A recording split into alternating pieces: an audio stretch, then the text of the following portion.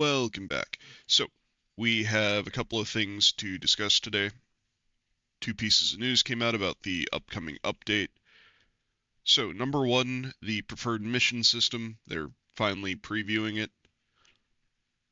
So, basically, it looks similar to what we have in War Thunder, except it looks like you're going to get a lot more likes and dislikes. And interestingly enough, you're going to be able to separate them by front, which makes a lot of sense in Enlisted because depending on what nation you play, like you only have certain areas available to you. Like if you were a Japan main, right? And they only gave you like four uh I don't know, preferences and four or two, I guess, dislikes.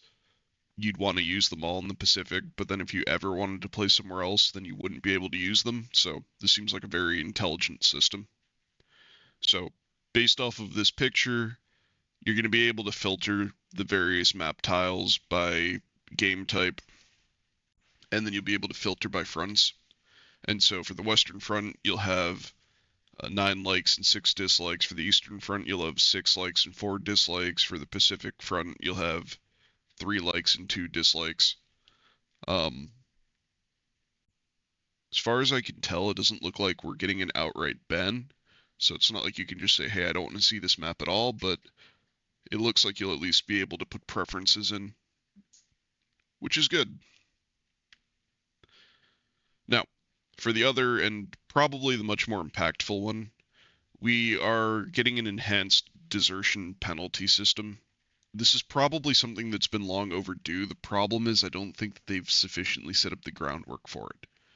So right now, if you leave a battle, um, you become a deserter, which basically means nothing. But if you're in the officer ranks of like the battle pass, it's not the battle pass, but like the ranking system that goes parallel to the battle pass, then you lose like one battle victory. Because the way that system works, every time you win, you get a point. Every time you get at least one medal, you also get a point. Um, so I'm pretty sure you cap out at 2 points, but regardless, you'd like 300 points now to be marshal. It really just helps you complete some missions that help you progress the battle pass, and it gives you some like silver boosters, portraits, whatever, right? The portraits I think are temporary though. Regardless, it's not a system that most people care too much about. It's kind of just like a background passive thing. So they're adding a more active penalty, and basically you will receive a minus 20% penalty for the next two battles. Now, the problem here is that this means that some people are going to have a minus 20% penalty on every battle. And why is that?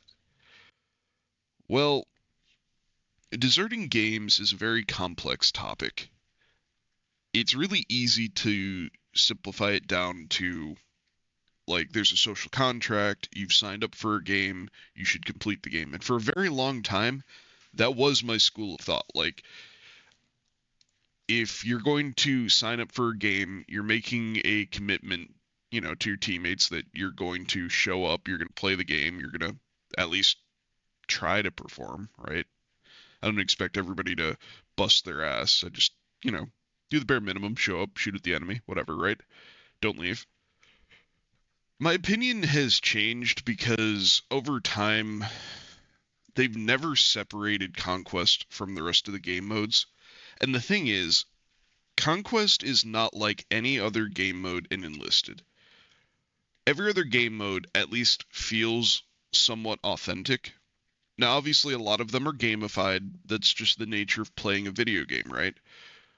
But of all of the game modes in the game, it by far feels the most arcadey, and it just doesn't fit with the rest of Enlisted, in my opinion. Um, like it's fine now reward wise. It seems like I can get similar results doing it to doing a normal game, but like I'll tell you right now, I pretty much leave every conquest game that comes up unless I have a really good reason not to leave that conquest game. And taking a 20% experience penalty hit is not going to stop me from doing that. Like, is it inconvenient? Sure, but if we're looking at America or Germany or Russia, I have everything the tech tree researched. The only thing I need XP for is to upgrade squads so that I can upgrade guns and vehicles. And there's a lot of things that I need to research that way, but like, would I rather take a 20% XP loss and by proxy, like a 20% silver loss, and silver's tied to XP? It's probably not exactly like 1-to-1, but you're going to lose silver because you're losing XP. That's what I'm trying to get across. Probably. It's probably a penalty that I'll take because I don't want to play Conquest. Now, for the other battles where, like, you start the game and, oh, I don't like this map, so, like, 2 people leave. Oh, my team didn't do well on the first objective, so 2 more people leave, right? Oh, we've been losing, right, and we're on objective 3, so now 2 more people leave. And you look at the scoreboard and suddenly half your fucking team left, right? I don't think this is going to help with that either. It's a shame that it's not going to help with that because that's what I think the actual problem is. I think people need to actually stick around and fight. Like, I've seen plenty of games, lots of games in Enlisted where the team did stick around and we've fought for 4 objectives or 5 objectives, and the defending team has managed to pull it out and win a game where for the first 3 objectives they got steamrolled and the enemy had 1,000 tickets. And it's really cool and really satisfying to do that, but you can't do that when your teammates leave at the drop of a hat. I mean, okay, to be fair, sometimes the AI is genuinely more useful than actual players because the AI, you know, run to the objective. And sometimes you get player teams where they just don't. Um, but generally speaking, it's better to have real people. So I appreciate that they're putting in a change. I'm sure it will help. The problem here is that if they're going to put in a harsher deserter penalty, they need to also make it so that I can full stop ban Conquest. Not just like prefer and dislike different maps by game mode. I need to be able to sit here and say I want to play the core enlisted game modes and I do not want to play Conquest at all, period.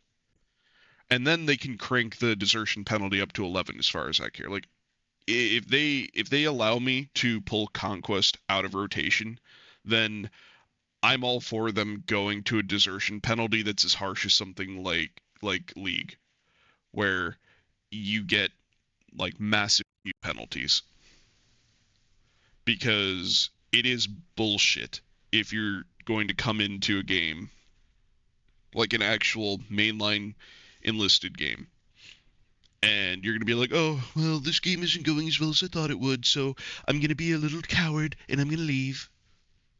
It's like, all right, fuck you, bud.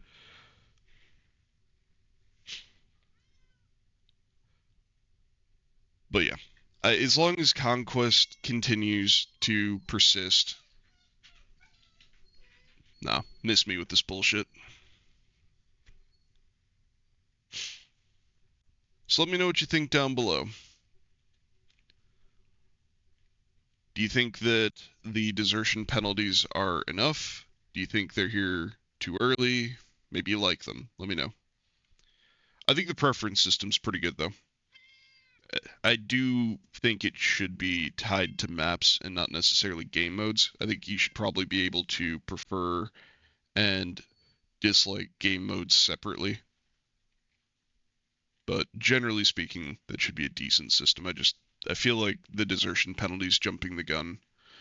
I feel like we need to be able to completely lock out certain game modes, specifically Conquest. I'm fine with all the other ones personally, but I'm sure somebody else probably feels differently than me and they want to get rid of like Demolition or something. But let me know. As per usual, get out there, kick ass, take names, and win your games.